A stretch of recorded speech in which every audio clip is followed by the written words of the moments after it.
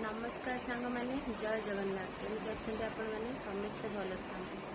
आज मोर गोटे प्रश्न तो जो मैंने सब नारी की बहुत गाड़ी कर जो मैंने पड़े जाऊँगी घर गोड़ काढ़ी तो सांग मैंने से गोड़ तो काढ़ुं यहाँ भूल घर गोड़ काढ़ी जाऊँगा भूल किंतु तांकर कौन असुविधा होउची कौन पाई से घर गोड़ काढ़ुं मुझे यहाँ कहबी कारण आपण माँ हो जापर छुआ अच्छे जदि आपणकर भविष्य किसी भी खराब हो स्वामी किसी भी आपन को बहुत कष्ट लगुच तार आपण मैंने जाकि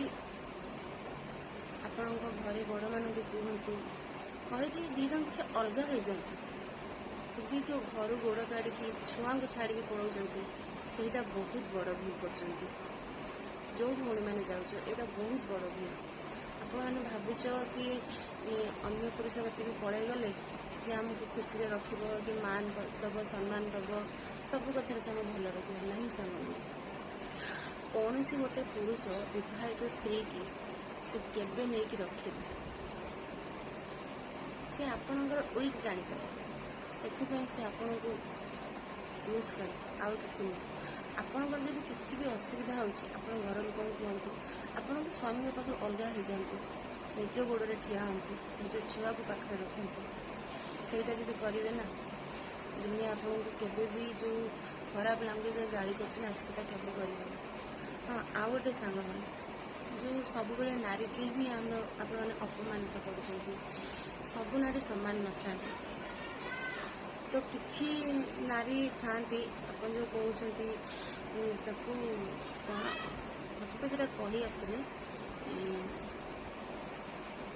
मन भरलानी से आउ क्या पाखक मन भरिया पड़ेगा जो खराब लैंग्वेज आप कहते से नारी तो सांग मैंने गोटे कथा कहते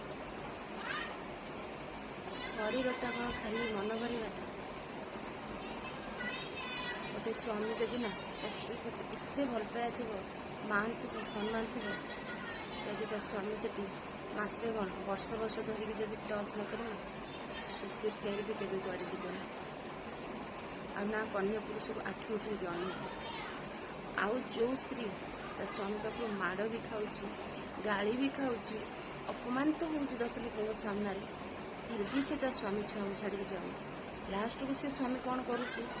अन्य स्त्री सी निज स्त्री मूल्य बुझीपार